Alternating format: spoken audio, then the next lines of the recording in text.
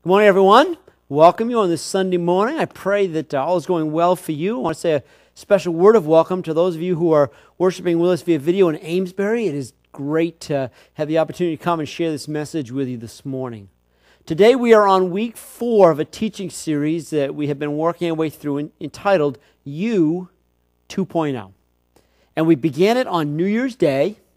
And during these weeks, we have been talking about some of the areas, some of the ways that we might want to take a step forward in our lives, in some way that we want to maybe make some upgrades, if you will, kind of using that metaphor of software that gets updated from time to time in various versions. And so over these weeks, we've talked about some of those things that we might do. In the very first week, we talked about care of the physical body, the temple. I hope that's going well for you. I'm doing my best to hang in there, and I hope you are too. Then the second week, we talked a little bit about stress and how it is we give things over to God and how so often we try to carry things that really aren't our own to carry, and how important it is that we let go of those things in prayer, and that having let go of them, we leave them at the foot of the cross. So we don't seek to pick those things back up again and carry them, but really allow God to carry them for us, to bear the weight of that. And then, of course, last week, we talked a little bit about rest and Sabbath and how important it is to have a rhythm to life. That when we work, we ought to work hard, but that ought to be balanced off with times and seasons of intentional rest and Sabbath. That our lives ought to have a regular rhythm and pattern of times of both physical and spiritual renewal. Now, so far we've been talking about things that are greatly personal. How we care for ourselves, our level of rest, the stress level we face. Today I want to make a transition and begin to talk about interpersonal. I believe that God created us to be relational. I think from the very beginning of time it was intended that that human beings would be in relationship with other human beings, that we're not intended to be an island unto ourselves, that we're not intended to try to live our lives in isolation, but that relationships are an important part of our lives. I mean, if you think about it, if you go back to the creation story, God created day by day, and each day at the end of the day, He would say, it is good, it is good, it is good. And even of humankind, He said, it is very good. But the one thing that He said that was not good during that whole process of creation is that man would be alone. It was not good that human beings would be alone, that it was part of His desire and plan that we would be in relationship. Certainly we are called to be in relationship with Him, but we are also, I believe, are called to be in relationship with one another. And so what I'd like to offer today is maybe just a few biblical insights around this topic of relationship. How do we do it well? How do we sustain good relationships? I think the Bible has just a world of wisdom for us in terms of how it is we can have good, solid, blessed relationships in our lives. And so I'd like to just throw out a few ideas, a few almost bullet points, if you will, that I think come from Scripture and that I believe help us to know what it is to develop good relationships. Let's start there. Let's start with how it is we develop relationships. I'm surprised sometimes, or I don't know, maybe I'm not really surprised, but I notice sometimes that there are folks who don't feel as if they have any good relationships. A lot of men, a lot of guys don't feel like they have any real friendships. They have a lot of acquaintances. And I think sometimes we don't really know how to build relationships. What it takes to really have good, healthy, godly relationships in our lives. The first and foremost, I would say to you is relationships require time. They require time. We have got to invest time. Many of us say, well, that's part of the reason I don't have any good relationships. I just don't have any time. Well, I'm telling you today, you need to make time. A friend of mine says that we have the time to do those things in life that really matter to us. and if we understand how precious and valuable relationships really are, then we will make the time for people. Often we feel like we're so busy with stuff and activity and program and even ministry that we don't have time for people. And I'm a task-oriented person. I understand that. I know what it is to have a to-do list and to be kind of cranking it out and trying to get everything done. And so I know what it is to feel as though we have all these things. And it kind of goes back to last week when we talked about how we never have any rest because we have so much we have to do. But I'm telling you today that you will never know the blessing of good relationships if you do not make time for them. That's true of our relationship with God. If we are ever going to have a good relationship, a deeper, growing relationship with God, with Jesus Christ, it's going to require time. And the same is true of the personal relationships in our lives, our friends, our family. If we want to have healthy relationships, we have got to be willing to invest time. We have got to carve time out of our busy schedules to just be with them, to pick up the phone and give someone a call, to get together and have a cup of coffee, to actually make time for those events and activities in their family. Second thing I would say, if we want to have good relationships, we've got to learn to listen well. In James chapter 1, verse 19 it is, James essentially says, be slow to speak and quick to listen. Some of us aren't very good listeners. You know, actually, I've said this before, and my guess is that some of you were not listening. I'm telling you today that many of us are not very good listeners. We're really good at talking. We know what we want to say, but as far as really being willing to listen to and hear what the people in front of us are saying to us, some of us just don't seem to be able to grasp that. We don't do it well. Either our minds are 100 different places, so as people are talking, we're just zoned out, or we're so into ourselves and what we're doing and what we're excited and interested about that all we're really doing is thinking about what we want to say next, not really listening to the person in front of us. I want to say to you that great relationships are built on this building block. You cannot have relationship with someone if you won't make time for them. And when you do make time for them, if you're not a good listener. So I want to say to us that one of the great skills of our lives, if you can develop this skill, it will advance your relationships infinitely, is if you just become a good listener.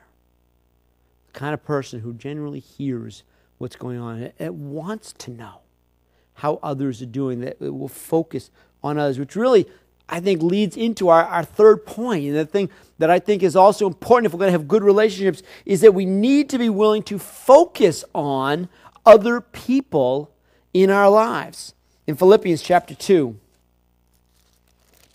verses 3 and 4, Paul writes these words, "Do nothing out of selfish ambition or vain conceit, but in humility consider others better than yourself. Each of you should not look only to your own interests, but also to the interests of others." I think being other-focused, being outwardly focused on other people makes a huge, huge difference in our relationships. We need to actually care, be concerned about what's going on in the lives of those people around us. So often, I think we treat relationships as if they are utilitarian. In other words, what do I get out of this relationship? If I'm going to invest time, spend time with another person, what's in it for me? See, that's the wrong question.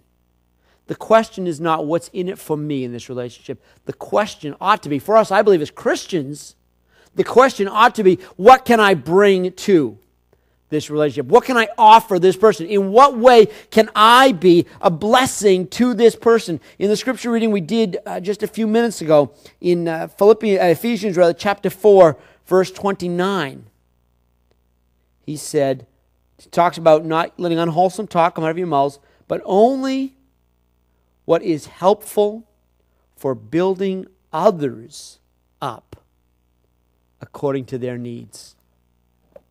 What can we be doing that helps build others?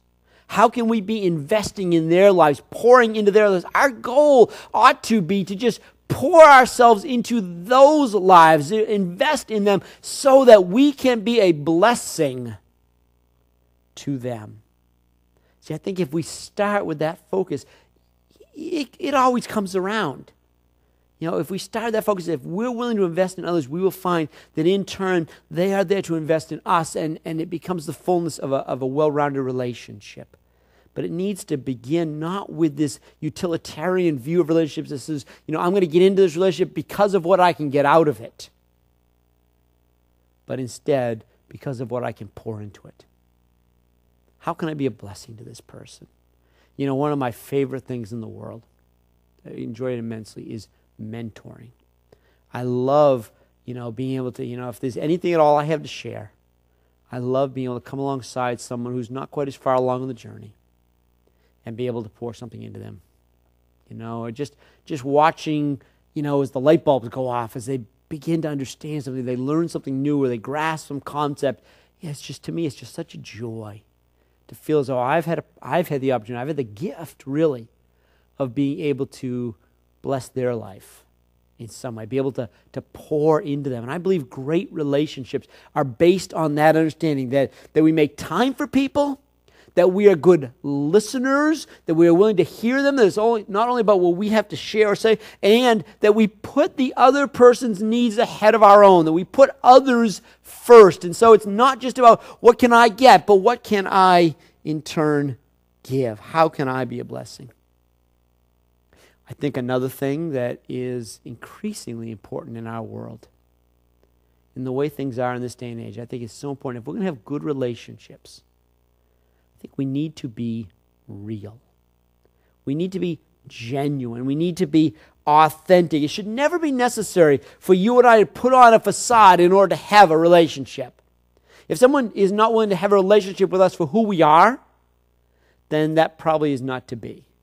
But it also should not be necessary for us to put on facade, for us to put on a show, if you will, so that we might appear more impressive than we really are.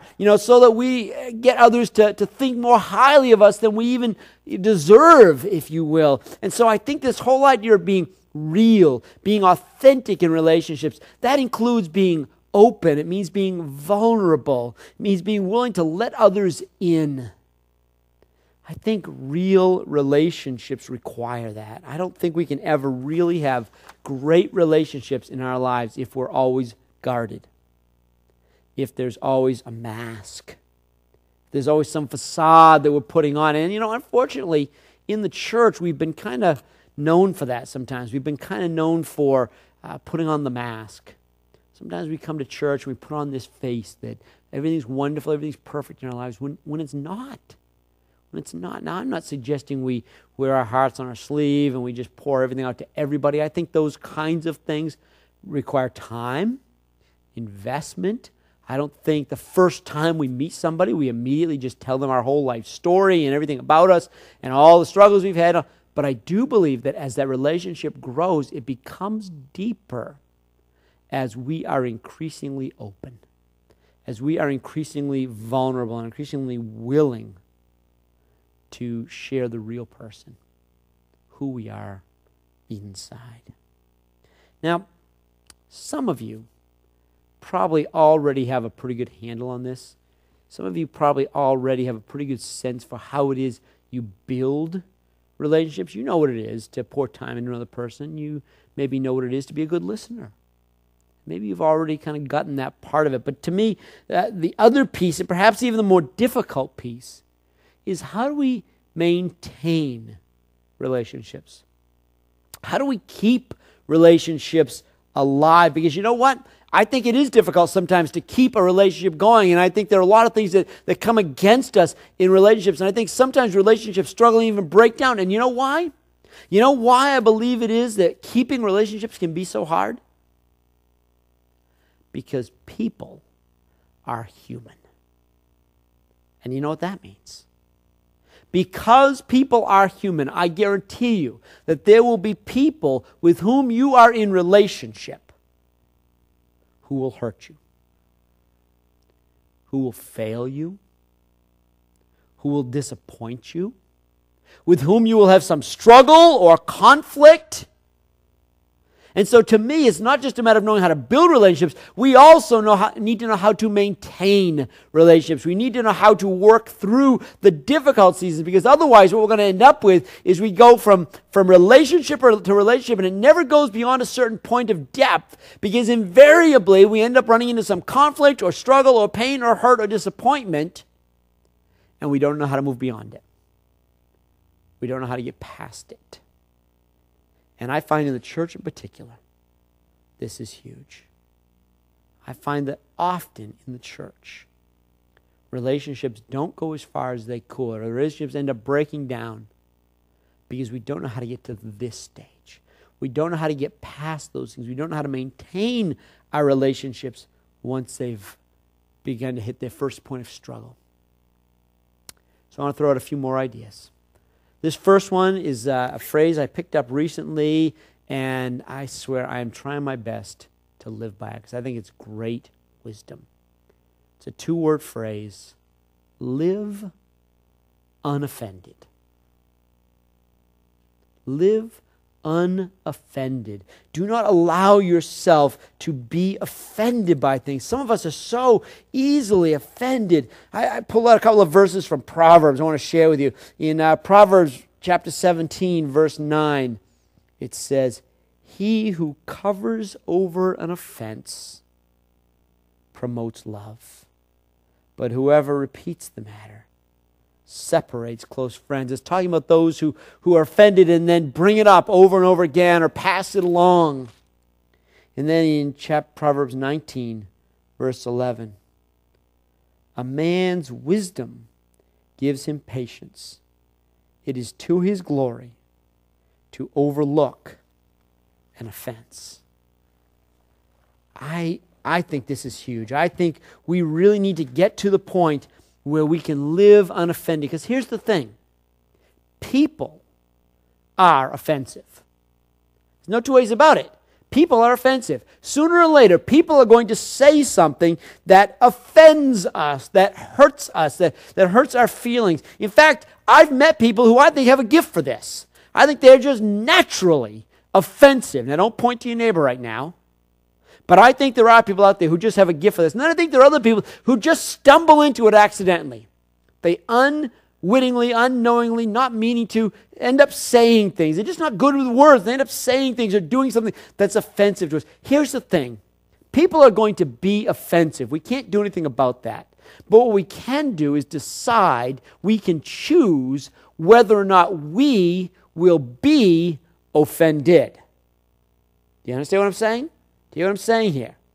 People are going to be offensive, but you get to decide. You get to choose if you will be offended. What I am suggesting is that we ought to make the decision that we're going to live unoffended. That when somebody is offensive to us, we're going to choose not to take offense. We're going to choose to not make a big issue of that. We're going to choose to let those things go, even though they were unkind, even though they were inappropriate in some way. And so the first, I know this is a huge thing, and I know it's difficult, but I'm just saying, I think this would be great. I think it'd be a wonderful blessing to our lives if we could make the decision that we are going to live unoffended. I think that's the first piece of how we work our way through these things. The second thing I would say is we need to get better at what I would describe as biblical reconciliation. I'm going to jump to Matthew chapter 18 for a minute. This is a verse that I hope many of you are familiar with, but I'm going to share it aloud just to remind us. "If your brother or sister sins against you, go and show them their fault, just between the two of you. If they listen to you, you have won them over. But if they will not listen, take 1 or 2 others along with you, so that every matter may be established by the testimony of 2 or 3 witnesses. If they refuse to listen to them, tell it to the church. If they refuse to listen even to the church, then treat them as you would a pagan or a tax collector. You understand the principle here? The principle is, if you do have conflict, if there is a point of division with another person, particularly within the body of Christ and how we relate to one another in the church, if someone has offended you and you haven't been able to just rise above it, how do we deal with that? The biblical model is very clear. If you have an issue, if you have something against a brother, if there's some area of struggle with a sister, then you are to go to them. You don't talk about them. You don't bury it down deep and let it percolate back up later. You don't blow up over some little thing later. You go and you talk to them. One-on-one, face-to-face, you deal with it. Now, if you can't bring any kind of agreement out of that, then it says maybe bring one or two elders from the church. Bring someone who's spiritually wise, someone who's a mature of faith, and have them mediate in a way. Have them sit down with you as you try and discuss it a second time. Have them work through it. Now, I've very rarely seen it get to this point. But they do say if someone is still completely unwilling to talk or work it out or whatever, then maybe you bring in what we call church discipline, where you literally bring them before the leaders of the church, or in this season, this time. And some churches still practice this, where they literally would bring it before the whole church. Actually, there are some communities of faith where this is fairly common. And the whole church body works it out with that person. Now, if the person's still not willing to, then you separate from them. But just see the model. Most often, it rarely goes beyond step one. At most, step two. If we would only have the courage to go and sit down and talk to the person in love, in caring, in kindness. Because, why? Why? Because our goal is reconciliation. Because we want to preserve the relationship. Remember what we're talking about here. We're talking about how is it we build and maintain good relationships. And so the whole goal is to rectify the problem. The whole goal is to reconcile the relationship so that there is not a brokenness that endures. So there's not a loss of the friendship. So there's not a division within the family. You understand what we're saying? We're saying that we deal with these in a biblical way. Do our best to live unoffended. Don't let things bother us. But if something has come up that needs to be addressed, then we need to address it in a biblical way. We need to address it up front, just as we are supposed to. Going back to Ephesians, where we began in chapter 4, verse 32. The other thing I would say, and it said in this reading, forgive. This is where the reading ended. Forgive as you have been forgiven. We've all been forgiven. Every one of us has experienced a depth of forgiveness that is so far beyond anything we deserved that there's no way to measure it. Jesus Christ died in our place to pay the price for our sin, that we might have forgiveness. And what Paul is saying in his letter to the Ephesians is that we ought to forgive others as we have been forgiven. I don't think any of us have sinned against another in the same way we've sinned against Christ. I don't think any of us have been hurt as deeply, wounded as harshly as Christ giving up his very life for us. And so what he is saying is, if you have been offended, if you've faced it and you've talked it out, then we need to forgive. I don't believe in the Christian church there's any place for holding on to offense. We forgive, we let it go. Even if the other person doesn't reconcile, even if the other person isn't willing to work through it, we should still forgive. Why? Because we have been forgiven. Because of the riches of what God has showered upon us, what Christ has done for us. And so he's saying that just as we have been forgiven, we ought to forgive others. And that alone can make all the difference in maintaining our relationships. Because like I said, people are human. They're going to fail us. There's going to be brokenness. There will be hurt feelings. There will be harsh words. It happens. We are frail, broken, sinful people. We all make mistakes. The question is, are we, when that's happened to us, are we willing to forgive? Are we willing to let go? I believe that relationships are one of the greatest gifts we have in our lives. Jesus Christ is the greatest gift in our life. There's no doubt in my mind. But one of the greatest gifts after that is the relationships we have with other human beings. Within our family, our marriage perhaps, if you're married, within the body of Christ, friendships God has surrounded us with. Relationships are God's gift to us. But the reality is, to have them requires an investment. We've got to be willing to pour time into them. We've got to be willing to give up some of ourselves. We've got to be willing to share. We've got to be willing to listen. We've got to be willing to be vulnerable. And when struggles come up, in order for those relationships to endure and maintain, we've got to be willing to let go, to forgive, and to deal with conflict in a godly and biblical way. Every week I've asked you to put something on your bookmark, something to remind you of what you want to do in that area. Today I think there are a lot of choices. I think any of the things we've talked about would be a good point, a good starting point. And so I want you to consider the main points. Hopefully you've been taking notes as you went along.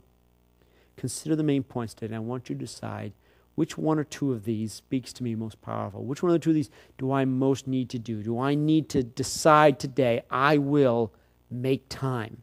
I haven't been making time for people. I'm going to do that.